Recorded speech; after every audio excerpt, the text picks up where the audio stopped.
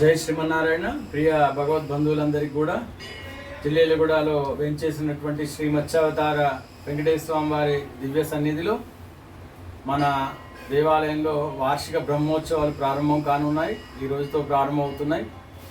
అలాగే ముందుగా అధ్యయనోత్సవం 3 రోజుల కార్యక్రమంతో ప్రారంభమై మరి 8వ తారీఖు సాయంత్రం అంకురార్పణతో మరి 14వ తారీఖు శతఘటాభిషేకంతో ఈ ఉత్సవ కార్యక్రమం ముగుస్తుంది. స్వామివారి సన్నిధిలో బ్రహ్మోత్సవాలు 8వ తారీఖున ప్రారంభమవుతున్నాయి. తర్వాత మరి 9వ తారీఖున ధ్వజారోహణం, తర్వాత సాయంత్రం ఎదురుకోళ్ళు, 10వ తారీఖున స్వామివారి యొక్క తిరుకల్యాణోత్సవం అంగరంగ వైభవంగా జరపబడుతుంది. అలాగే స్వామివారి యొక్క రథోత్సవం 12వ తారీఖున పౌర్ణమి రోజున రథోత్సవం అవుతుంది. తర్వాత చక్రస్తీర్థము, పూర్ణాహుతి మరియు శతఘటాభిషేకము, సప్తావరణలు, ఏకాంత సేవ ఇవన్నీ కూడా ఉత్సవ కార్యక్రమాలు చాలా విశేషంగా జరుగుతాయి.